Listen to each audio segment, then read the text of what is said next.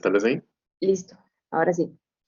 Sí. Bueno, pues buenas tardes con todos. Es un gusto poder dirigirme a ustedes en esta tarde. Como me presentó la doctora Teresa hace un momento, mi nombre es Edison Montes, yo soy el fellow de la Clínica de Oftalmopediatría y Estrabismo de la Unidad Nacional de Oftalmología y me parece pues una gran iniciativa esta que han tenido de intentar como que compendiar o hacer confluir de algún modo los mundos que a veces tenemos un poco separados los médicos conforme nos vamos especializando más y más, al punto de que a veces nos vamos olvidando cositas que en algún punto de nuestra formación pues aprendimos, vivimos, conocimos, pero después por la falta de uso pues se nos puede ir olvidando. Am, Tengo gente en salón de espera, voy a admitirlos, permítanme. Va. Entonces, felicitarlos a ustedes por la iniciativa, doctores pediatras, doctores neonatólogos y a las jefas del servicio de oftalmología pediátrica también por permitirnos compartir este espacio. Pues el primer tema que teníamos pensado abordar el día de hoy versa un poco en relación al desarrollo visual y la niñez, ¿sí? La oftalmología en general, pues como les decía, es una especialidad que muchas veces la vamos dejando de lado, o de hecho por los programas, por cómo están articulados los programas curriculares en la mayoría de nuestras universidades, pues no se aborda tan a profundidad, de modo que eventualmente se vuelve una especie de agujero negro, y a veces da hasta recelo tratar cosas que tienen que ver con la oftalmología, y con razón. Pero, pues recordar que la oftalmología es un arte, una rama y una ciencia que abarca mucho más que solo decir, bueno, tenemos un par de ojos y eso es lo que hay. Definitivamente, al igual que muchas otras ramas de la medicina, la oftalmología es una de las que se ha estudiado con más ahínco desde tiempos inmemorables, ¿sí? Por ejemplo, los antiguos egipcios ya trabajaban, por ejemplo, el uso de prótesis oculares hechas de vidrio o de metal por lo general. Claro, ellos no las utilizaban tanto en pacientes vivos, más bien era parte del proceso de realizar los ajuares de las momias que ellos embalsamaban o parte de su ritual mortuorio.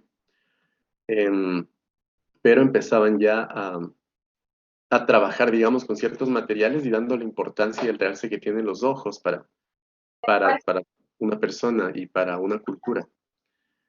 También, por ejemplo, después se encuentra más o menos en el año de 1550 antes de Cristo, este que es llamado el papiro de Evers, donde se dice que hay un papiro que tiene como más de 20 metros de solamente conocimientos oftalmológicos, de estudios respecto a la anatomía del ojo y un montón de hipótesis sobre cómo funciona la vista.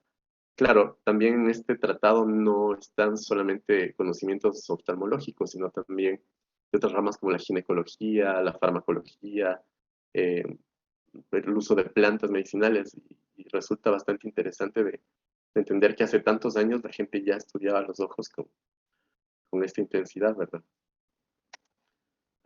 Pues posteriormente, esto se me está traspapando. Pues Alacén, que era un erudito árabe, que él pues es considerado uno de los padres de la oftalmología, también desarrollaba o realizaba los primeros estudios de óptica como tal a nivel ocular, analizando, por ejemplo, los mecanismos de refracción de la luz para poder desarrollar visión. Tenían diferentes hipótesis, por lo demás interesantes, si en algún momento se animan a leer algo, pues les instaría a que lo revisen. Hay un montón de teorías en las que se habla de que, bueno, se hablaba de que el ojo era el que producía ciertos tipos de ondas que viajaban a través del espacio y al chocar con algún tipo de objeto en la distancia, pues nos permitían detectar el objeto. Hay otras teorías que se manejaron en la que, eh, pues ya un poco más cercanas a lo que sería el conocimiento real de la física actual, los objetos eran los que emitían ciertos tipos de partículas que llegaban y viajaban a través del espacio hasta tocar nuestros ojos y así nosotros interpretábamos imágenes. Um, pues y nos situaba en una especie de un espacio invadido de imágenes que solo podemos percibir en el momento en el que tocan nuestro ojo, pero que nos rodean todo el tiempo y que llevan un montón de información, que es más o menos lo que ocurre en la actualidad y si analizamos los fenómenos de refracción y de emisión de luz, pues así es. Y más ahora que tenemos otro tipo de ondas que nos rodean constantemente, como las infrarrojas o las que tenemos para uso de Wi-Fi y demás dispositivos satelitales, pues que están rodeándonos y que nos permiten hacer las cosas que hacemos actualmente. Pero bueno, yendo un poco más a la parte de oftalmología puntualmente, permítanme, voy a admitir gente. Paula, ¿puede estar usted también como ¿qué? Como co-host, ¿verdad? Porque me llegan las notificaciones de la gente entrando. Bueno, entonces les decía, probablemente el origen para empezar a hablar como médicos, digamos, de la parte de oftalmología, nos remontaría muy probablemente a lo que es la embriología como tal. Y estoy seguro que a más de alguno de ustedes le debe encantar la cuestión de el desarrollo embriológico, cómo fueron formándose las diferentes capas y el ectodermo y luego la invaginación y todos estos procesos que en realidad son muy, muy interesantes de aprender y de entender. Pero creo que la charla de hoy tiene que ser un poco más enfocada a cosas no tan puntuales que a lo mejor revisando un libro de embriología de nuestro pregado, pues vamos a recordar. Entonces tampoco les quiero abrumar con tablas en las que se ponen los tamaños específicos de las diferentes partes del ojo, los pesos de cada estructura, el volumen de la cámara anterior, cuánto pesa una córnea afuera, cosas así que pues pueden tener cierto interés tal vez para nosotros como oftalmólogos, pero no sé qué tanto para ustedes como pediatras. Sin embargo, hay otros asuntos puntuales que tal vez me gustaría tocar en esta charla con ustedes. Y pues está un poco más enfocado a la función visual general. Definitivamente el sentido de la vista y la función visual es una de las funciones más complejas que tiene nuestro cuerpo. Y el ojo, pues es una de las extensiones que tiene nuestro cerebro y probablemente sea la parte de nuestro cerebro que es más accesible para todos nosotros, que podemos evaluar, que podemos visualizar, incluso de manera directa. Y es increíble hacerlo de esta manera.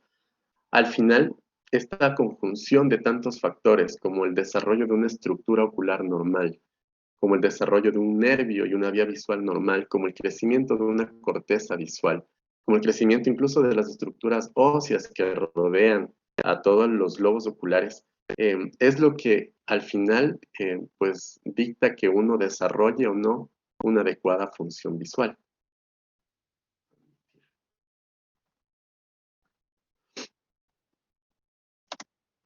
Entonces, bueno, inevitablemente tenemos que hablar un poquito de anatomía del ojo. Sé que esto ustedes lo deben haber visto también en algún momento de su formación, pero no está de más recordar que el ojo, si lo dividimos en regiones topográficas, puede ser como subdividido en tres capas. ¿Sí? La capa más externa, que es lo que ven ustedes con este halo blanco en la parte exterior, y hacia la parte anterior que se continúa con esa zona grisácea. La parte blanca es la esclera, la parte grisácea es la córnea. Eso es lo que topográficamente se cataloga como la capa más externa del ojo. Pues deriva del ectodermo, si les interesa saberlo, pero no es la única capa que tenemos. Debajo de esta capa tenemos la capa que es por excelencia vascular. Está la coroides, es esta zona un poco más rojiza que tienen ustedes en su diagrama, que se continúa desde la parte de atrás con la coroides, pasa hacia el cuerpo ciliar y el iris, que es la porción del color de nuestro ojo, ¿verdad? Esa es la capa intermedia. Y la capa interna es pues lo que está por dentro de eso, que es la retina propiamente dicha. ¿Sí? El cristalino también podría ser parte de las capas internas, y así como el humor vítreo, que es este como gel que tenemos que rellena prácticamente la totalidad de nuestro ojo. ¿Sí? Esa sería la clasificación topográfica, digamos, pero es más útil tal vez para términos de evaluación del ojo de un paciente dividir en un segmento anterior y un segmento posterior. Probablemente uno como médico general o como pediatra que no tiene necesariamente todo el microscopio y el aparataje que se requiere como oftalmo a veces para ver más a profundidad el ojo, sí puede alcanzar a ver y a describir con bastante buen detalle por lo menos el segmento anterior del ojo. Sí, creo que eso es lo que nos queda al alcance de la mano a todos. Em, Y para ver el polo posterior, pues sí podría verse algo del polo posterior, ya con maniobras un poquito más, que requieren un poco más de práctica, tal vez, que igual estoy seguro que más de alguno ha hecho, como un fondo de ojo directo utilizando un oftalmoscopio. Sí requiere un poquito de experticia, sin embargo, es posible evaluar en lo que se mira el polo posterior, por lo menos el nervio óptico o papila óptica, y a lo mejor los vasos que emergen de él y la porción macular, que es el sitio de mayor visión. Ahora, como parte de todo el andamiaje necesario para desarrollar una adecuada función visual, no está solo el globo ocular. Tenemos también los músculos extraoculares que definitivamente tienen una función importantísima en el desarrollo de las funciones visuales superiores. ¿Por qué? Porque son los encargados de mantener la alineación ocular. Los músculos funcionan ciertamente en un equipo que hace que cierto estímulo inervacional que genera un movimiento de la mirada hacia una posición determinada se ejecute exactamente igual y de la manera más simétrica posible que podamos imaginar en el ojo contralateral. Es decir, del equilibrio de estas estructuras, de la posición de los músculos, de su inserción, de la indemnidad de los músculos, de la posición de la órbita y los músculos en ella, depende la alineación ocular.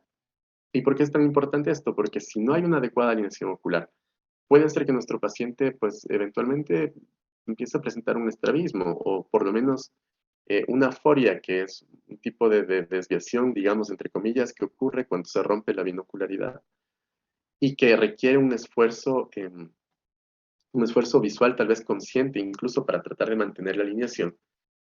Y ese esfuerzo eventualmente podría llegar a agotarse, podría llegar a cansar y el paciente presentar cosas como vista cansada en inicio o después de plano algo que habrán escuchado muchas veces como la ambliopía, que hace que el paciente no desarrolle una visión adecuada en uno o en ambos ojos. Y definitivamente eso impacta a la larga en la calidad de vida del paciente y en el desarrollo de sus otras funciones cognitivas. Entonces, he ahí la importancia de los músculos extraoculares y de los, de los huesos que rodean la órbita. Además de esto, pues también tenemos lo que se conocen como los anexos oculares, así que son pues esencialmente los párpados y el tejido circundante en la órbita que rodea al ojo. Tenemos las glándulas lagrimales, pues hay varias, la principal es la que tenemos aquí en el reborde ciliar externo, que pueden ver ahí en color amarillo, pero hay un montón de glándulas lagrimales anexas que están en las partes internas de los párpados, en la conjuntiva, que también se encargan de producir parte de la lágrima. Y así como este sistema secretor de lágrima, también tenemos este sistema excretor, que es, digamos, el drenaje a través del cual la lágrima producida va a tender a salir del ojo. Porque es importante que conozcamos estas estructuras de secreción, es decir, producción lagrimal, y de excreción, que es los conductos lagrimales, pues porque del equilibrio de esto dependerá también el grado de humectación del ojo o la funcionalidad que tiene este ojo en términos de hidratación. Si existe una producción excesiva de lágrima que sobrepase la capacidad de excreción, definitivamente nuestro paciente va a tener epífora. Y hay condiciones que favorecen esa producción lagrimal. Ahora, por el lado contrario, si tenemos una adecuada producción lagrimal, pero el sistema excretor es el que no funciona adecuadamente, el paciente va a tener lagrimeo también, pero no porque haya una sobreproducción, sino porque hay un déficit en su excreción, que no es lo mismo. Y claro, eso nos puede orientar hacia otro tipo de patología, como por ejemplo obstrucciones de vías lagrimales, las más frecuentes, o procesos a veces que ni siquiera dependen tanto del ojo, sino más bien, por ejemplo, procesos riníticos o de vía respiratoria alta, que al inflamar el sitio de drenaje de la vía lagrimal, que por cierto está hacia el bulmeato inferior, pues condicione que haya una obstrucción en la salida de líquido hacia la nariz y genere el derrame de la lágrima en el ojo. Entonces, uno puede un poco empezar a sospechar en diferente patología lagrimal en función de la estructura afectada.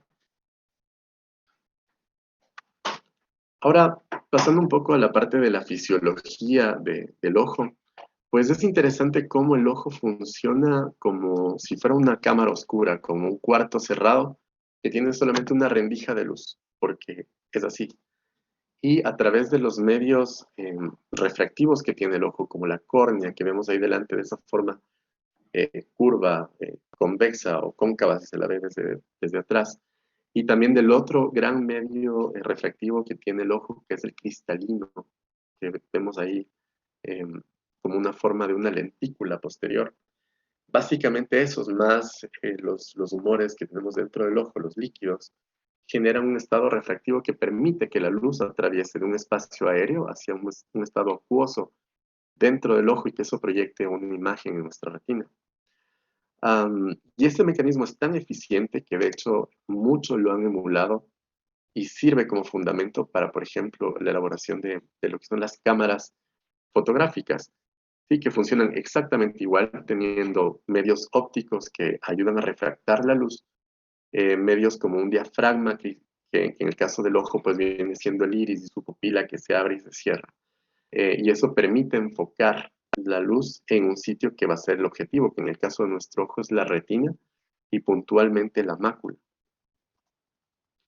Ahora, pues el sistema se dice fácil que la luz llegue al ojo y que de ahí veamos, pero en realidad es un entramaje muy, muy grande de células, pues más que microscópicas, que se encargan de realizar la función visual, como son los fotorreceptores, que también ustedes conocen, que tenemos conos y tenemos bastones, unos más predominantemente en la fobia, y se encargan de atrapar la visión en condiciones fotópicas, es decir, cuando hay más luz, y otros que son los bastones, que funcionan más bien en condiciones escotópicas o de oscuridad.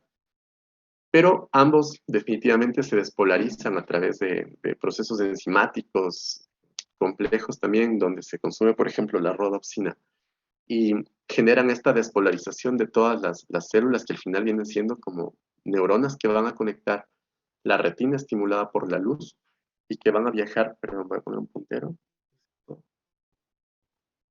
que van a viajar desde los segmentos externos de los fotorreceptores que ven en esta porción de acá. Si la luz entra desde el frente, tiene que atravesar toda la capa de la retina milimétrica, micrométrica, y despolarizar, pues aquí los conos, los bastones, enviar señales hacia otra segunda neurona de células bipolares, que después a través de otros procesos celulares mande señal a las células ganglionares.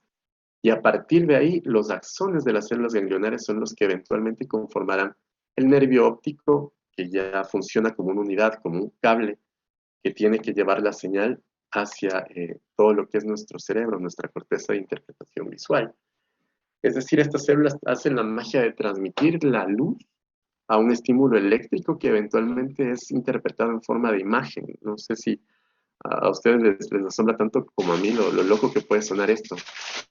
Pero lo interesante es que todos estos procesos no se quedan ahí, sino que hay múltiples sistemas que permiten que uno mantenga la agudeza visual y que desarrolle función visual, a pesar de que pueda haber ciertos daños en diferentes estructuras, como por ejemplo el saber que las imágenes que percibimos de nuestro lado nasal eventualmente viajarán con las fibras nasales, pero en un punto que sabemos que es el quiasma óptico, hacen una decusación hacia el lado contralateral, hasta hacer una sinapsis en el cuerpo geniculado lateral, y de ahí, a través de las radiaciones ópticas, llegar hacia la corteza visual primaria en el área 17, pero del lado contralateral.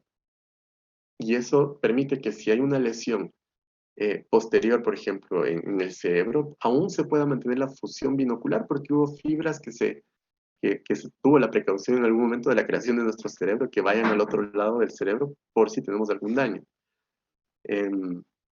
Entonces, definitivamente son un montón de pasos que tiene que seguir un fotón para lograr despolarizar la retina y que nosotros pues tengamos una interpretación visual de lo que es nuestra realidad.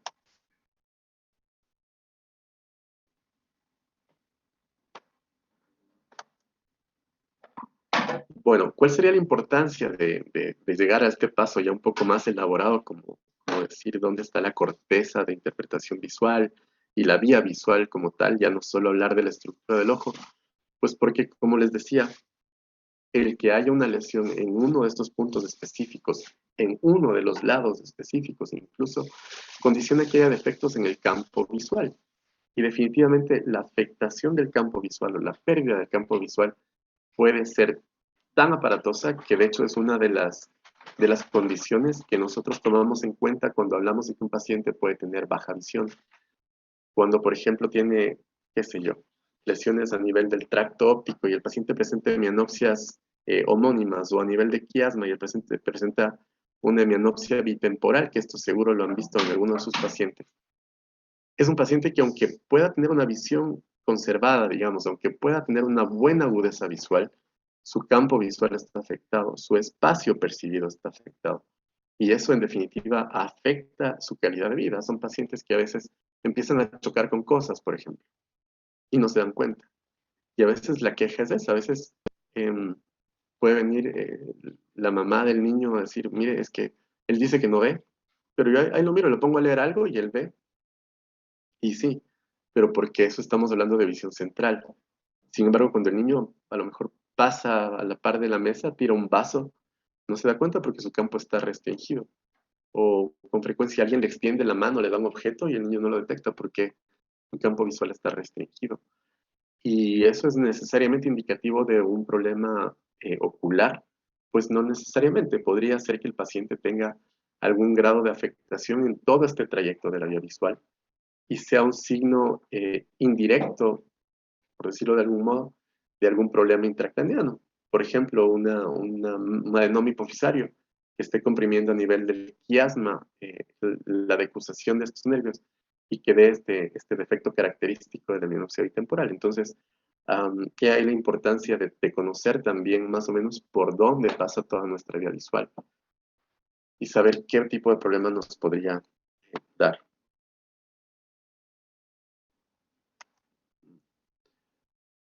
Bueno, y hablando igual de manera rápida, digamos, de los errores refractivos en el ojo. em, no sé si alcanzan a ver todo el cuadro ahí o les tapa mi pantalla lo que tengo de la derecha. ¿Se ve? Sí, se ve. Ah, gracias. Entonces, el proceso de emetropización se llama, que es la capacidad que tiene el ojo de percibir adecuadamente los estímulos lumínicos con un adecuado enfoque. Se va alcanzando paulatinamente en el lapso, se dice, de hasta 6 años en realidad. Pero eso no significa que el niño vea recién hasta los 6 años o que vea de manera decente hasta los 6 años, porque el proceso visual empieza desde mucho antes y hay estudios y muchos experimentos que demuestran que los niños, incluso intraútero, son capaces de despolarizar sus células retinianas, son capaces de distinguir luz, de distinguir entre penumbra y luz. Sin embargo, pues por los procesos de crecimiento intrínsecos del niño y del ojo como tal, pues hay ciertos cambios, digamos, en los poderes refractivos del ojo, ¿sí? Y al inicio se dice que los recién nacidos, en cuanto nacen, más bien son un poco más miopes, ¿sí? La miopía es esta dificultad para enfocar de lejos, habitualmente porque el punto de enfoque queda por delante del sitio foveal. En este esquema que tienen aquí, bueno, vamos en el ojo normal primero. Si ustedes se fijan, la luz pasa, refracta a través de la córnea, a través de la pared anterior del cristalino, a través de la pared posterior del cristalino, de todo el humor vítreo, y llega a este puntito pequeño que está acá, que es la fobia.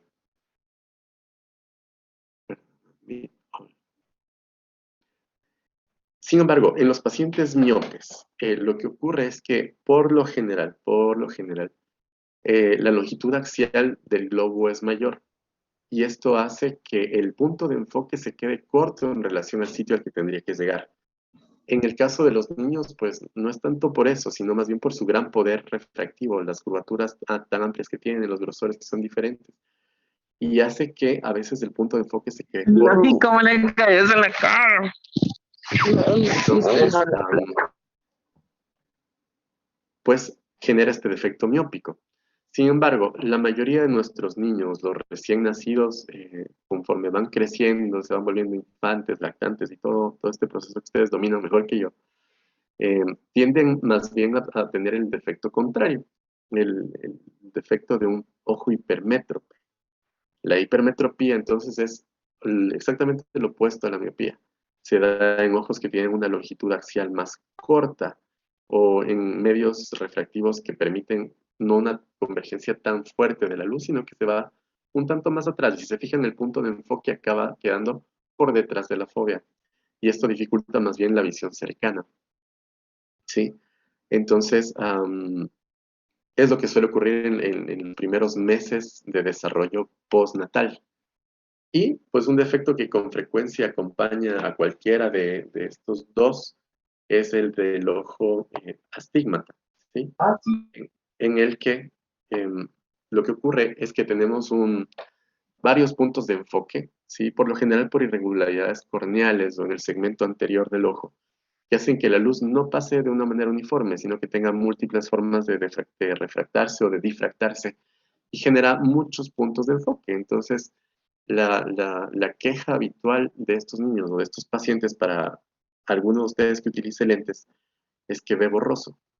Y ve borroso de lejos y ve borroso de cerca. O si se fija, por ejemplo, en cosas como una luz. Uno ve por la ventana un poste de luz y la luz tiene unos destellos alrededor. ¿Sí? Eso ocurre pues por los diferentes ejes a través de los cuales se refracta esta luz. Entonces genera este efecto astigmático. ¿Sí? Estos suelen ser pues de las quejas principales en cuanto a capacidad visual de los niños conforme se va dando su desarrollo. Ahora, les decía yo, la función visual como tal no tiene que ver exclusivamente con la cantidad de visión, es decir, con cuantificar cuánto ve una persona, cuánto ve un niño, sino que hay otras características que también influyen y definitivamente condicionan la calidad de visión. Y si hablamos de calidad de visión, definitivamente la percepción de color es una de las cosas más relevantes que podemos considerar y que también pueden ser motivo de consulta en muchos de nuestros niños. Y pues muchos habremos escuchado el término de daltonismo, aunque a veces no entendamos bien qué es lo que pasa cuando hablamos de daltonismo. Y lo que sucede es que por defectos genéticos, digamos, hay una alteración en la capacidad de percibir ciertas ondas de luz que corresponden a frecuencias específicas para diferentes colores. Em, y en este tipo de pacientes, más allá de decir, como uno cree, es que soy daltónico, entonces no veo el verde, o soy daltónico, entonces veo todo gris. Em, la parte interesante es que los daltónicos no solo les cuesta percibir un color, a veces de manera total y tener efectos acromatópsicos completos, o a veces parciales y tener anomalías cromáticas, se llama. Em, que más allá de eso, lo que ocurre es que a veces tienden a confundir dos espectros de luz que están relacionados entre sí, como por ejemplo el rojo-verde. Entonces, no es que solo no percibe el verde, sino que además lo que debería percibir verde, se percibe más con tintes hacia el rojo y los matices que generan entre las mezclas de verde y rojo. Entonces, pues obviamente eso pues, va a condicionar la calidad visual de este paciente. ¿Cómo lo detectamos? Hay formas específicas, hay un montón de pruebas de color. Probablemente uno que ustedes puedan conseguir o tener a mano es el test de Ishihara, que es decir, que están viendo a su lado derecho, en el que a través de varios círculos de color se van manejando diferentes tonalidades que permitan visualizar números en función del defecto cromático existente. ¿Sí?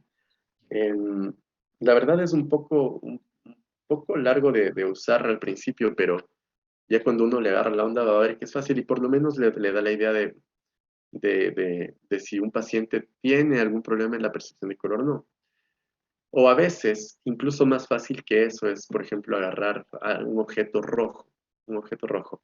Nosotros utilizamos el tapón de un medicamento que utilizamos para dilatar las pupilas, pero cualquier marcador rojo, un sticker rojo o algo puede servir un poco para que al preguntarle al paciente de manera monocular si con este ojo percibe exactamente el mismo color y tonalidad que con el otro ojo. A veces problemas maculares, sobre todo degenerativos, pero también algunos congénitos, pueden dar cierta alteración en la percepción del color.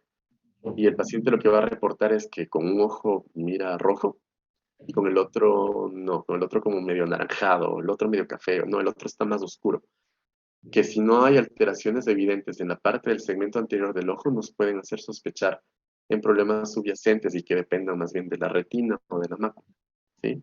Y son pruebas pues relativamente sencillas de hacer y se pueden hacer al pie de la cama del paciente. Obviamente, ahí debemos cuidar a veces las condiciones de luz, que sabemos que en ocasiones no son las óptimas. Tenemos una lámpara hasta allá y el paciente aquí en la sombrita y todo, entonces no es tan buena idea evaluar así. Pero sepan que se puede hacer también al pie de la cama del paciente y sin contar con test muy sofisticados o muy avanzados.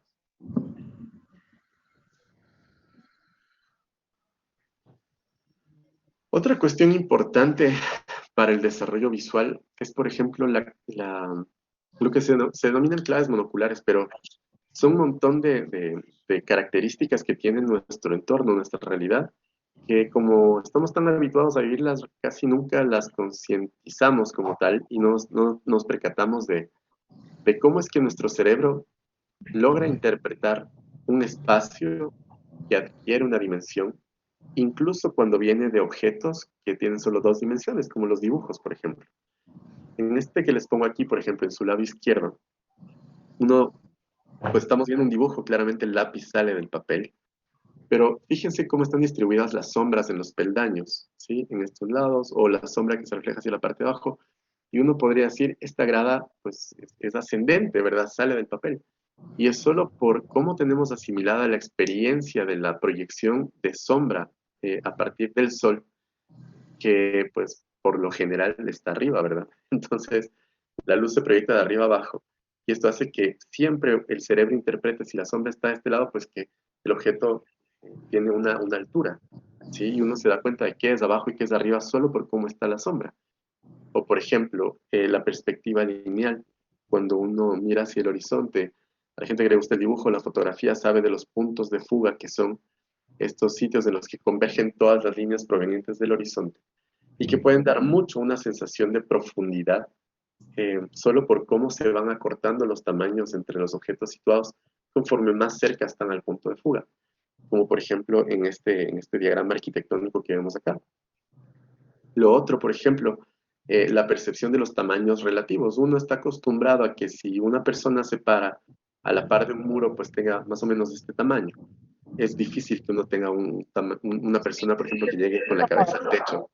O si tenemos un niño a la par, sabemos más o menos el tamaño de la estructura en función del tamaño relativo del niño a los adultos, el tamaño relativo del niño al muro, ¿sí? Esto se llama tamaño relativo y nos permite también percibir la realidad de mejor forma. Am, Paula, la sesión está por terminar. Creo que si caduca esta sesión, les molestaría volviéndose a conectar al mismo link para continuar con la siguiente parte de la charla. ¿Se ve ahí? Sí, sí, ya.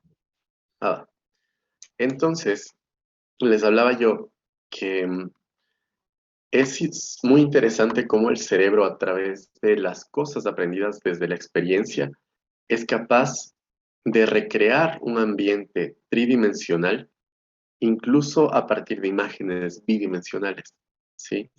Y eso permite de algún modo a veces hasta jugar con... Tengo gente entrando al medio jugar con este tipo de perspectiva o este tipo de, ar- de, pues, de fenómeno que nos permite a nosotros percibir las cosas de una manera u otra. No puedo avanzar. Ahí voy. Como por ejemplo cuando hablamos de ilusiones ópticas, ¿sí? En las que si uno se deja llevar, por ejemplo, por la perspectiva lineal, sabe que conforme más se aleja un objeto hacia el punto focal o al punto de fuga, el objeto debería estar más pequeño o más distante. Entonces, si está más grande, da la sensación de que pues esa persona o ese objeto es más grande de lo habitual. Voy a silenciar los micrófonos.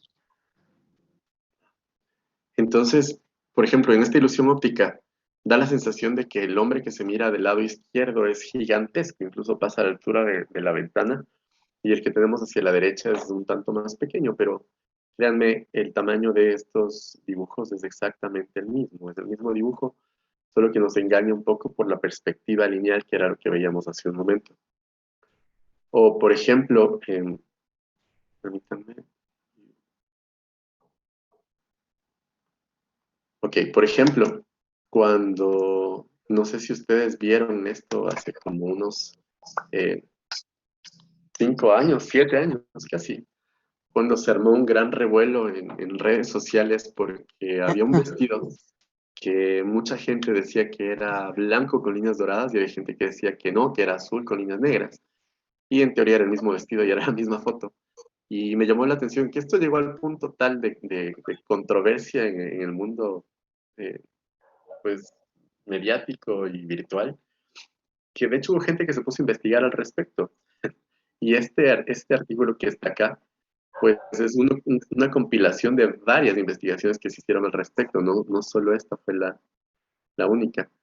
Entonces, se hablaba de qué colores es el vestido y se hace una revisión de esta ilusión óptica que se comporta de forma atípica. Y, por ejemplo, les ponía este ejemplo de una ilusión virtual, de una ilusión visual, en la que este era el vestido original, ¿sí? Pero mucha gente decía que este vestido es azul con negro, hay gente que dice que es blanco con plateado. Yo no sé cómo lo ven ustedes puntualmente ahorita.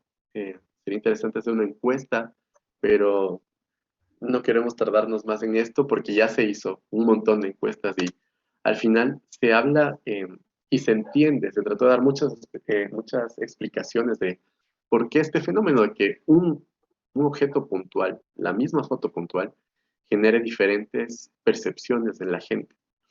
Se hablaba incluso de cosas que tenían que ver con el diámetro pupilar, se estudió mucho, por ejemplo, la cantidad de pigmento foveal que tiene la gente que veía de color oscuro, la cantidad de pigmento foveal que tiene la gente que lo veía de color más claro.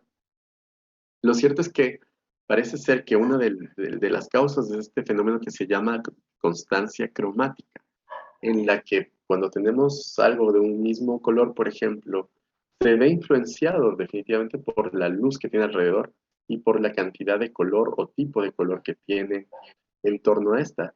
Y eso es lo que genera pues la percepción de que para unos en ciertas condiciones tiene una tonalidad y para otros pues tiene otra, ¿sí?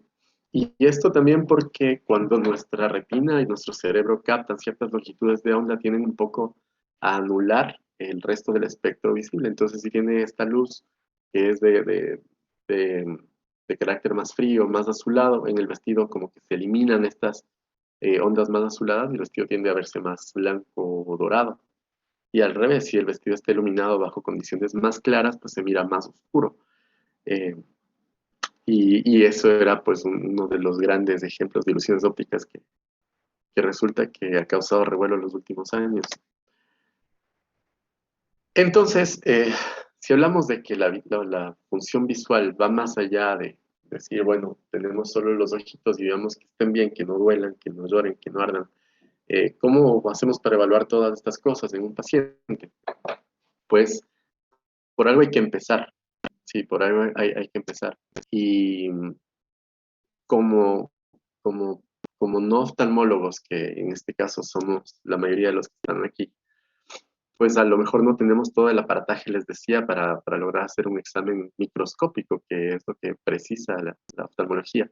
Pero sí tenemos una linterna de bolsillo, por ejemplo. O si tenemos todavía el oftalmoscopio del pregrado, que está a la par del rinoscopio, que sí muchos usan, sobre todo ustedes pediatras usan un montón. Entonces podemos hacer una adecuada inspección externa del paciente, incluso a nivel macro. Eh, pues cuando a veces hablamos de este tipo de evaluación para otros oftalmólogos, que hacemos énfasis en la cuestión de que para evaluar un niño, pues primero hay que ganarse al niño, hay que saber llegar, hay que saber acercarse, hay que saber los límites que tiene el niño marcados de por sí por su propio desarrollo cognitivo y conductual y uno no transgredir esos límites para que el examen visual sea algo útil, sea algo que no es traumático. Pero esto ustedes igual lo saben mejor que yo, saben que a veces el examen empieza cuando el niño quiere y termina cuando el niño quiere. Entonces, aprender a llevar esta empatía hacia cómo evaluar a los niños, siento que es algo que ustedes ya deben traer. Pero a veces al resto de oftalmólogos sí se lo recomendamos, porque a muchos pues no les gusta mucho evaluar niños. Aunque por lo demás es bastante entretenido y divertido. Entonces, Pues tenemos la inspección externa, ¿sí? Ya sabemos un poquito más de anatomía, empezar evaluando desde los párpados, cómo está la posición de sus pestañas. A veces pensamos que, por ejemplo, el paciente tiene una infección porque tiene mucho lagrimeo, tiene algo de secreción, pero no nos fijamos que por la posición de sus párpados, las pestañas están creciendo hacia atrás y le están tocando el globo ocular. Y el ojo se defiende produciendo mayor cantidad de lágrima y eso es lo que eventualmente, cuando se oxida, da ese aspecto como cheloso, como amarillento y pues referimos por una conjuntivitis, cuando al final lo que necesitaba era un lubricante. Claro, a lo mejor sí se necesita una evaluación avanzada y hacer tinciones y eso, pero por lo menos una malposición palpebral la podemos ver, por ejemplo. ¿Qué tanto abre la apertura, la hendidura palpebral del paciente, ver si es simétrica? Eso es importantísimo, ¿sí? Siempre estar comparando. Tenemos la ventaja de que tenemos dos ojos en la mayoría de casos y eso nos permite saber qué es normal y qué ya no es tan normal. Entonces, cuando uno compara una hendidura con el otro, con la otra, pues se puede dar cuenta si ese ojo se mira más pequeño, si a lo mejor el paciente tiene una ptosis, si a lo mejor el ojo se ve más pequeño, si el paciente tiene un exoftalmos. Son cosas que se pueden evaluar a simple vista y con una lámpara nada más. Bien, mira,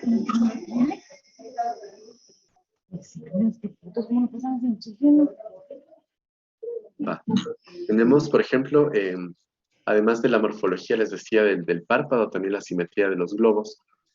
Podemos evaluar también la transparencia de los medios. Esto es algo importante y bien fácil de hacer a nivel de la cama, al pie de la cama del paciente, ¿sí?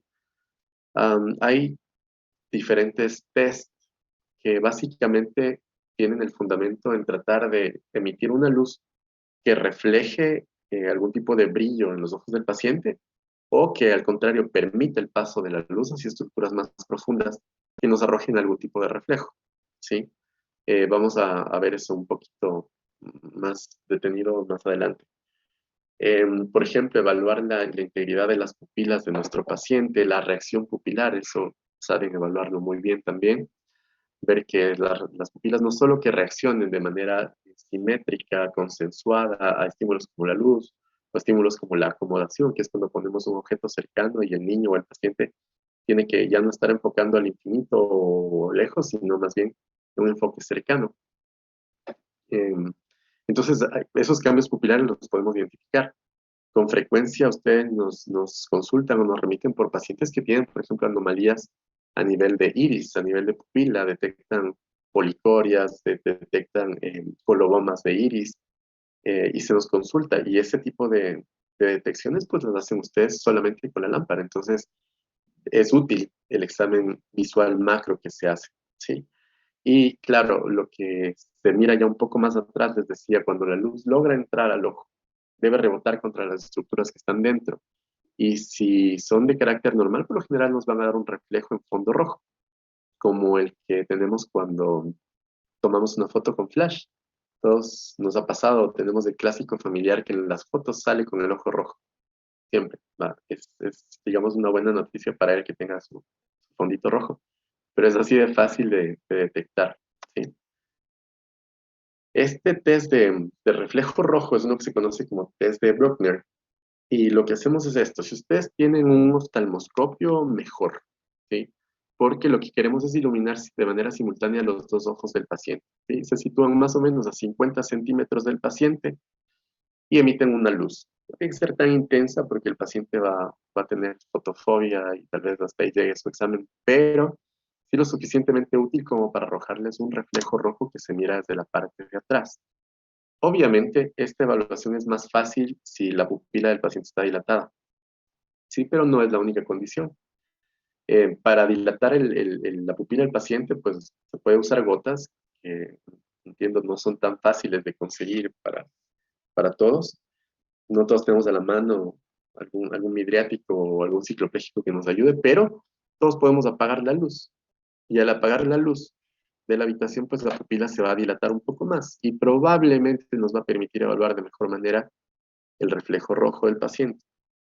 Cuando nosotros vemos como en esta primera imagen que hay una respuesta a la luz que se mira como un reflejito rojo, que es simétrico en ambos ojos, pues es una respuesta normal, ¿sí? Es un test normal. Pero fíjense en la segunda imagen, donde hay un reflejo rojo en uno de los lados, y el otro tiene un reflejo atenuado, ¿sí? O ausente. En este caso podemos sospechar que algo está bloqueando el paso de esta luz, o que algo falta ahí atrás para que haya un reflejo adecuado de luz. O más notorio aún, o peor aún, cuando hacemos este test y en lugar de tener el reflejo rojo vemos un reflejo de otro color, como un reflejo blanco, ¿sí? Lo que con frecuencia nos consultan como una leucocoria, que es correcto. El término leucocoria hace alusión a una pupila blanca, pupila, coria y leuco blanco. Y eso nos puede orientar sobre un montón de patologías que después vamos a desglosar mejor. No en esta charla, pero sí en otra que también va a estar pues, muy interesante. Pero así es como se hace el test de reflejo rojo. Ahora, ¿cómo podemos, o sea, ahora sabemos que ese ojo aparentemente no tiene un daño estructural importante, es un ojo que me tira un buen reflejo desde atrás, pero ¿cómo sé cuánto mira el paciente? Pues nosotros utilizamos algunas cartillas y seguro ustedes también han utilizado más de alguna. A veces la cartilla de Snellen, que es la que tienen aquí a su derecha con la E, es la típicamente tenemos en algún consultorio, o un equivalente para visión cercana, que es la cartilla de Rosenbaum, que algunos pediatras tienen también en su bolsillo, o a veces los manuales de bolsillo traen una pequeña Snellen, una pequeña Rosenbaum, que sirve para cuantificar agudezas visuales, pero esto sobre todo en los pacientes que ya están oralizados, son niños que pueden hablar, aunque sea un poquito, ¿sí? O se pueden comunicar de alguna manera. Igual estas otras, por ejemplo, como este juego de la E, que uno les pregunta que señalen con la mano, los deditos para dónde van las patitas, y eso uno pues puede ir cuantificando la cantidad de agudeza visual. Hay estos otros optotipos más ideales para niños pequeños, sobre todo, eh, que son los de figuritas, como los de Allen o los de Lía, o este de acá de la C de Landau, que funciona básicamente como el de la E, en el que uno señala en la ruedita para donde le falta un pedazo y el niño va haciendo con su mano. Se puede. Sin embargo, ¿qué pasa cuando el niño todavía no habla? Que pues, tenemos un montón de pacientes de esos, ¿verdad? Entonces, hay formas específicas de evaluar la agudeza visual en estos pacientes y de saber si el niño mira o no, que es una consulta muy frecuente. Doctor, mi niño mira. Pues a veces nos da dudas solo la evaluación macroscópica. Entonces, uno tiende a recurrir a estas pruebas que son útiles en los pacientes no verbales, como el nistagmo optoquinético, la mirada preferencial o los potenciales visuales evocados.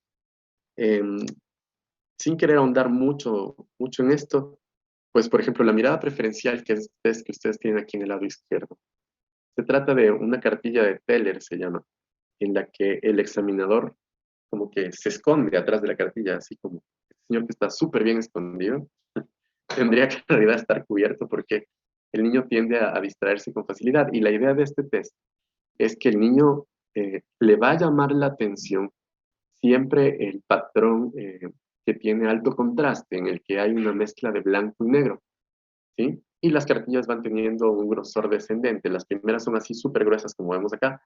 Las pequeñas ya son líneas mucho más delgadas.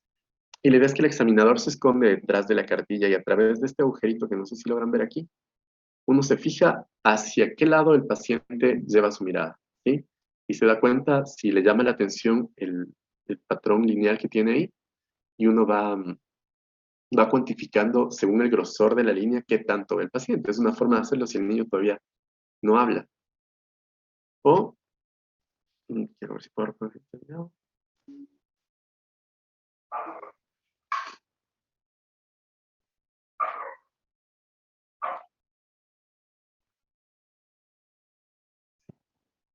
Este otro que vemos acá, que se llama un tambor optoquinético, tiene básicamente el mismo principio de tener estas líneas con alto contraste. Y lo que se hace es se coloca el tambor delante del paciente, más o menos a 50 centímetros, y se lo empieza a hacer rotar. Ese movimiento de rotación desencadena en el niño, esto que ustedes ven aquí, que es un nistagmo realmente, que se acompaña, o que se caracteriza por tener este movimiento sutil de acompañamiento de la línea y de regresar rápidamente a buscar la otra línea, ¿sí? Y este movimiento que genera un movimiento horizontal, sacádico hacia un lado y lento de persecución al otro, nos indica que el paciente es capaz de ver. Si él no viera o no percibiría estos contrastes, pues simplemente no desencadenaríamos un nistagmo. ¿sí? Y obviamente los potenciales visuales evocados, que ya es una prueba más bien electrográfica en la que se detecta a partir de estimulación visual las ondas que se despolarizan en el cerebro y emiten un patrón, un trazado como un electrocardiograma o un electroencefalograma, que bien han visto ustedes también. Ahora, ¿qué pasa si no tenemos todas estas herramientas para poder evaluar agudeza visual? Lo que nosotros hacemos, y pueden hacer ustedes también en su consultorio, es utilizar estas siglas del FSM, que lo que significa es fija, sigue y mantiene. Cuando hablamos de que un paciente fija, habitualmente nosotros empleamos el Cover Test, ¿sí? Que no es más que una evaluación monocular, es decir, tenemos que tapar un ojo del paciente y fijarnos si con su otro ojo él es capaz de enfocar un objetivo.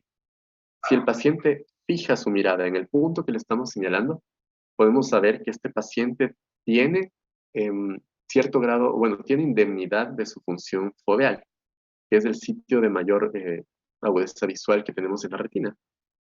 Entonces nos habla de probablemente un buen estado visual, por lo menos a nivel macular, ¿sí? La prueba debería hacerse, pues, por evaluación separada, un ojo por vez, y comparar la respuesta, ¿sí?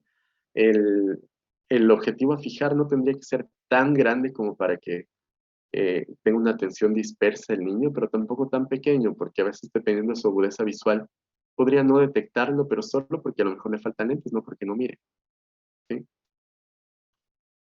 Si no tenemos algún objeto pequeño como un sticker, un dibujito chiquito, siempre podemos usar un juguete pequeñito y hacemos la misma maniobra, ¿sí? A veces, que hay como recomendación, como tip, digamos, extra, a ellos no les gusta, ustedes lo sabrán, que uno invada su espacio, que no los toque, que se acerque su mano a la cara, a veces es muy invasivo, entonces uno podría cubrir un poco a distancia, no necesariamente apoyar su mano hasta la cara, pero sí fijar, tapar, quiero decir, uno de sus ojos para evaluar qué tanto fije el otro. Una vez que vemos que el paciente sí fija, lo que podemos hacer es desplazar el muñeco hacia otra posición y ver cómo es el desplazamiento visual del paciente y si él en realidad está siguiendo los movimientos que realizamos con nuestro objeto de fijación. Que eso pues habla de otro montón de, de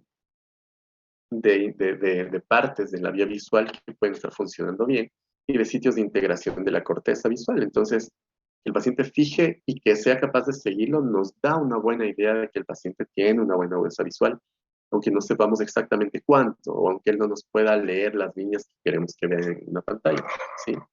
Entonces, eso es cuando hablamos de que el paciente fija y sigue. Ahora, cuando decimos la M, que es mantiene, a lo que nos referimos es si este paciente con ese ojo es capaz de mantener ese estado de fijación. Si se fijan en esta imagen que tengo acá, al ocluir el ojo izquierdo del paciente, él inmediatamente reposiciona su ojo derecho y enfoca de frente. Pero en el instante en que se destapa nuevamente su ojo izquierdo, ese ojo se desvía hacia adentro, hacia la nariz.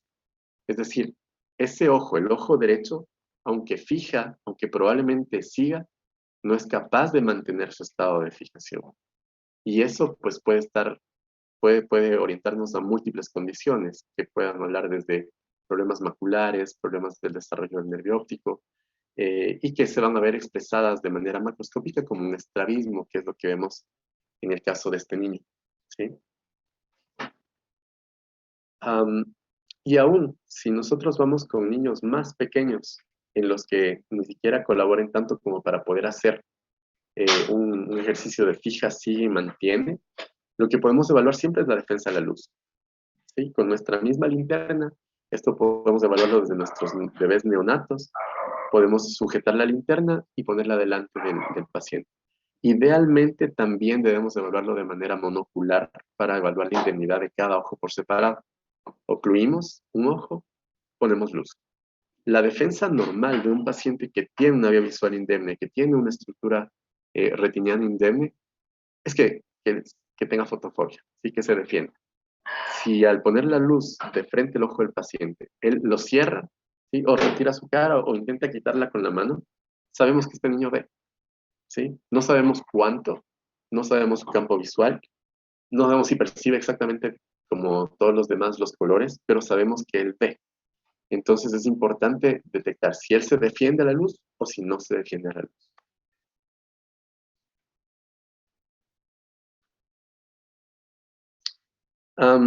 Quería mostrarles este video eh, justo de una bebé que llegó el día de ayer a la clínica, que tiene 4 meses. Y la mamá consultaba justamente porque ella notaba que desde hace 2 meses esta niña no, pues como que no le veía directamente.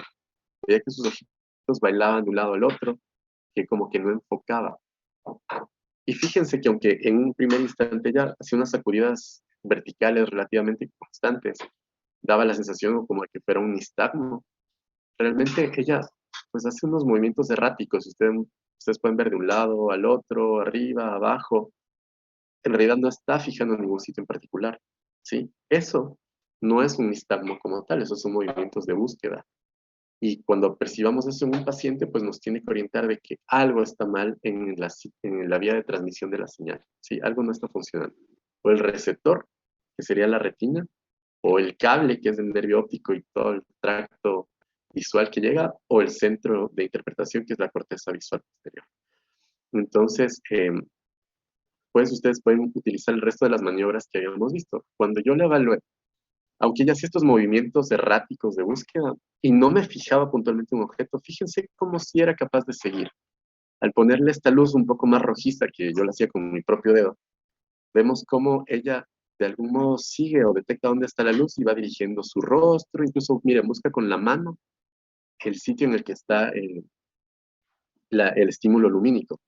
Sin embargo, cuando yo le pongo la luz directa, así como ahora, ella no tiene mayor defensa a la luz. Fíjense, no se defiende, no cierra tanto el ojo aunque se le está apuntando directamente con la luz.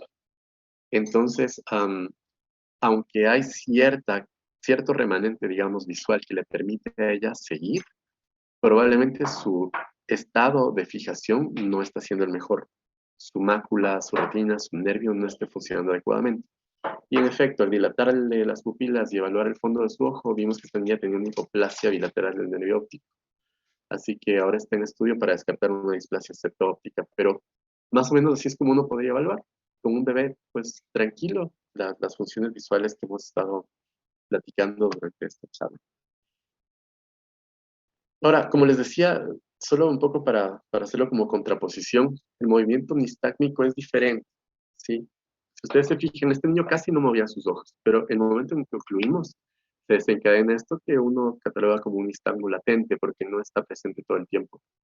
Y si se fijan, aparece en cuanto uno tapa un ojo, el ojo empieza a hacer este movimiento pendular, ¿sí? Constante, que sigue habitualmente una sola dirección. Puede haber nistagmos más complejos, pero habitualmente sigue una misma dirección. Y en este caso uno podría identificar la dirección del nistagmo y así empezar a catalogarlo, como que este paciente tenía un nistagmo que era latente, ¿sí? Porque solo se manifestó cuando rompimos fusión, que también tiene una característica horizontal, por ejemplo, en sus movimientos pendulares, que es simétrico, que tiene tal vez una amplitud de movimiento no tan alta, ¿sí? La amplitud habla de que tanto desplaza el ojo en su cuenca, ¿sí?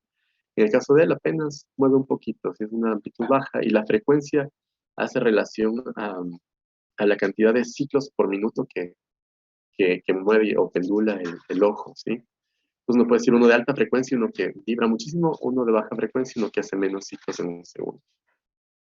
Además, por cierto, este paciente tiene una DBD. Pero pues es diferente de apreciar un niño con un nistagmo de un niño con movimientos de búsqueda. Ahora, otra maniobra útil que tenemos a mano para poder evaluar la indemnidad de la vía visual en nuestros pacientes, pues es el del reflejo lumínico, ¿sí? Antes hablábamos de que buscamos que el reflejo llegue hasta la retina o a las estructuras más posteriores posibles y nos rebote un reflejo rojo. En este caso nos vamos a fijar en cómo se presenta el reflejo a nivel corneal. Recuerden que la córnea es el primer lente que tenemos aquí delante, detrás de la lágrima, obviamente, que también tiene funciones de lente, pero lo que vemos es cómo se comporta la luz. Habitualmente, en una persona promedio, un paciente sin desviaciones o sin problemas de fijación, lo que vamos a ver es que el reflejo pupilar o bueno, el reflejo cae a nivel pupilar de manera simétrica en ambos ojos, ¿sí? Y cae por lo general en el centro de la pupila, un poquito desplazado, pero dentro de su pupila. Este estado, pues, es el que denominamos de ortoforia o de ortoposición, es decir, ojos rectos, ¿sí? Cuando ya hay un desplazamiento del reflejo, como por ejemplo en este caso, en el que el reflejo pupilar ya no está en el centro, sino está en el margen de la pupila, se habla de que este paciente ya tuvo cierto grado de desviación de ese ojo. En este caso, si se fijan, aunque el reflejo está temporal, es decir, está un poco más hacia su oreja, sí, el ojo está ido hacia la nariz. Es decir, este paciente tiene una endodesviación, una esodesviación, o lo que a veces los libros antes decían como un estrabismo convergente, porque el ojo está yéndose para adentro y eso hace que el reflejo caiga más externo. No sé si me siguen ahí. Y uno puede cuantificar y decir qué cantidad de dioptrías o qué cantidad de grados está desviado el ojo, ¿sí? Pues como pediatras no hace falta que lo midan y que digan, si este paciente tiene una esodesviación de 60 dioptrías. Sería excelente, sería genial, pues, pero no es la forma más acertada de hacerlo, ni es el objetivo de que ustedes aprendan a hacer esto. Solo que, pues, se den cuenta de si un paciente tiene un reflejo centrado o no. Porque muchas veces da la sensación de que el paciente tiene el ojo torcido y la mamá consulta por eso. Y uno le ve de lejitos y dice, sí, este niño tiene el ojo metido hacia la nariz, cuando vaya por estrabismo y que lo miren.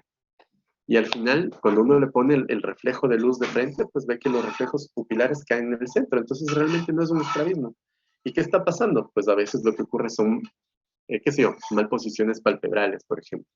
El telecanto, el epicanto, que son formas en las que los pliegues palpebrales de la comisura interna de los ojos un poco se superponen y achican la hendidura palpebral, dan sensación de estrabismo y son de hecho los diagnósticos diferenciales o las causas de los pseudoestrabismos, ¿sí? O pacientes con hipertelorismo y que tienen algún otro síndrome que les dé malposiciones orbitarias, eh, pues también dan la sensación de estrabismo, pero realmente no están desviados. Cuando uno pone el reflejo, ve que está centrado. Entonces, un poco más va por ahí la cosa, ¿sí? En lograr identificar si una desviación ocular es realmente una desviación, o estamos hablando de un pseudoestrabismo.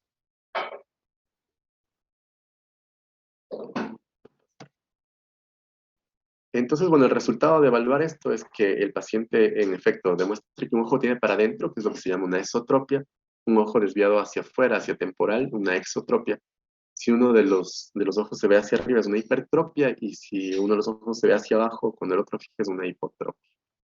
Y ustedes podrían referirlo así, como una sospecha de hipertropia del ojo derecho. Nosotros nos quedamos felices ya. Un poco ya para ir concluyendo la charla, sepan que el proceso de maduración visual de los pacientes se da, les decía, desde el útero, ¿sí? Y ese proceso, ustedes saben, se termina de completar, sobre todo cuando tenemos pacientes prematuros, ya afuera, en la vida eh, extrauterina. Y tienen ciertos hitos en el desarrollo de los niños, así como vamos, y nosotros sabemos que más o menos a la edad de 2, 3 meses el niño ya debe tener su sostén cefálico, más o menos a los 6 meses debe ya estarse sentando y así. Eh, pues hay ciertos hitos que el niño debe ir cumpliendo para saber que está teniendo un desarrollo visual adecuado, aunque no sepamos cuánto mira o si mira realmente, ¿sí? Pero solo para recordarles un poquito, más o menos entre la semana 0 y 1, lo que vamos a evaluar es la reacción pupilar a la luz, ¿sí? Si su pupila responde, si se defiende la luz, sabemos que este niño pues ve y vamos a vigilarlo como tal, ¿sí? Hacia la segunda semana ya empieza cierto grado de fijación, el niño poco a poco ya va a empezar a ver, aunque sea por momentos, hacia los ojos de la madre, por ejemplo, que ustedes saben que es una respuesta que se acentúa más o menos el primero o segundo mes, que ya empieza el niño a fijar la mirada a la madre, empieza a interactuar, empieza a sonreírle a la mamá. Esos son signos de buen desarrollo visual también, aunque no estemos viendo los ojos como tal. Si vemos que el niño hace contacto visual con su madre, mira a sus hermanos, sabemos que está desarrollando visión, ¿sí? Hacia el tercer mes, más o menos, ya dirige la mirada hacia la fuente de luz, hace ya cierto grado de seguimiento, todavía no tan elaborado como para que pueda pasar línea media, por ejemplo. Sin embargo, si uno le pone un juguete chiquito, ya es capaz de seguir el niño. Y por eso es importantísima la estimulación y hablar de eso con las mamás también. Tener juguetes con alto contraste al principio. Juguetes que tengan blanco y negro les ayuda un montón. Después juguetes con colores fuertes, por ejemplo, rojos, naranjas, juguetes con luz. A veces al principio les dicen, no, no les pongan luz a los niños, no los pongan a ver tele. Realmente a veces cuando tenemos pacientes de baja visión y que no han tenido un desarrollo visual adecuado, la terapia de estimulación es justamente ponerlo frente a la televisión lo más cercano posible, porque ese niño va a tener un gran aporte de luz, va a tener una gran cantidad de color, va a tener incluso sonido que les llame la atención. Obviamente no para todos, pues no es que van a decirles de aquí en adelante a todos sus pacientes, bueno, se sientan a 20 centímetros de la tele y miran 8 horas de tele al día, porque no funciona así. Pero en niños, por ejemplo, como la bebé que les mostré hace rato, probablemente en casa, una de las cosas que va a tener que hacer es ver tele, ¿sí? Más allá del trabajo de estimulación visual que se hace en la terapia y la rehabilitación, pero sepan que se puede trabajar solamente con estimulaciones de colores y luces también desde estas edades tempranas. Estos bebés, por ejemplo, empiezan a localizar ya sus manos, dirigen sus miradas, empiezan a alternar después objeto-mano, mano-objeto, y eso nos da idea de un buen desarrollo visual, ¿sí? Casi alrededor de los 6 meses los niños ya tienen un estado visual aceptable, muy similar al de un adulto. Es decir, a veces los familiares dicen, no, es que no ven, los niños no ven, solo ven sombras, no solo ven luces y ya. Pero no, ellos ya distinguen detalle, a veces ya logran, conforme van desarrollando, ustedes lo saben mejor que yo, su pinza gruesa, su pinza fina, necesitan de la coordinación binocular para poder realizar estas maniobras. Si no, por más que tengan pinza, ellos no van a poder agarrear porque no tienen estereopsis. Entonces, si él ya coordina su mano, coordina su pinza fina, sabemos que el paciente tiene cierto grado de indemnidad visual. Eh, Idealmente, siempre deberían tener los niños un chequeo oftalmológico, pues al nacimiento sería lo ideal, hacer un tamizaje temprano para descartar patologías como la retinopatía de prematurez, retinoblastomas y otras cosas desde edades tempranas es útil también. Sepan que no hay edad específica para referir al paciente al oftalmólogo, puede ir desde el nacimiento, no hay problema. No hace falta que le digan, no, espere que cumpla un año para que vaya al control. No, no, espere a los 3 años a ver si se le endereza el ojo. No, no es algo que debamos hacer, ¿sí? En cuanto usted tenga un niño, recomiende siempre una evaluación en los primeros 1 a 3 meses, y si no hasta los 6, cumplir al menos un examen oftalmológico es lo mandatorio, ¿sí? Eh, pues simplemente como parte de sus hitos del desarrollo, se los pongo aquí también en proceso de su desarrollo visual. Ya después detectan figuras geométricas, empieza a tener interés el uso del dibujo como una herramienta de comunicación, eso me parece lindísimo. Y depende mucho también del grado de indemnidad visual. Y así poco a poco se va haciendo el desarrollo, pues, de las funciones visuales y cognitivas superiores. Como para dejarles eh, de perla, pues recordar que siempre debemos evaluar los dos ojos.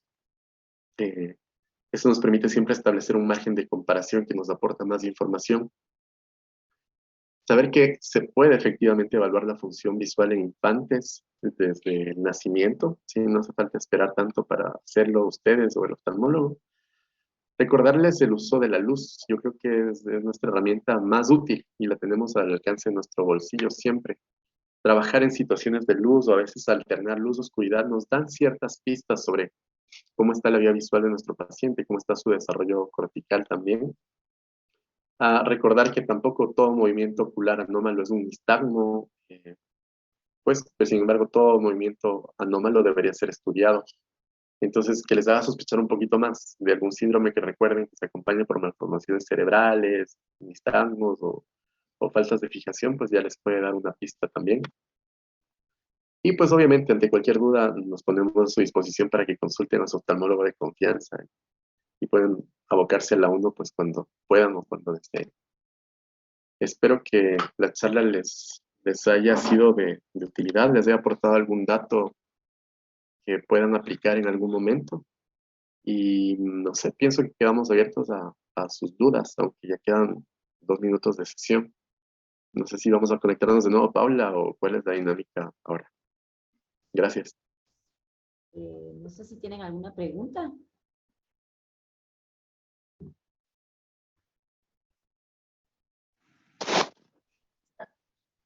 Tal vez no pregunta, doctor, sino que pues un comentario nada más.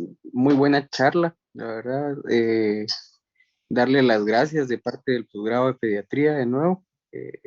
Creo que es un tema bastante importante que a veces dejamos como por un lado. Y como pediatras no vamos a tener el conocimiento que tiene un oftalmólogo, pero debemos de saber un poquito de oftalmo, le comentaba yo al doctor Montiel. Entonces, muy interesante todos los datos que usted compartió, que yo creo que son bastantes perlitas que van a servir como para mejorar la atención de los pacientes pediátricos desde el punto de vista oftalmológico. Creo que es como un área muy deficiente que tenemos en cuanto a la formación de pregrado. No tenemos como el conocimiento base de todo, desde la anatomía del ojo. Y yo creo que son charlas que van a ser de mucho provecho para el posgrado. Darles las gracias.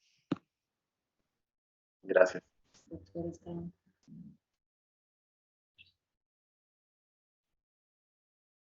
No, no se preocupe.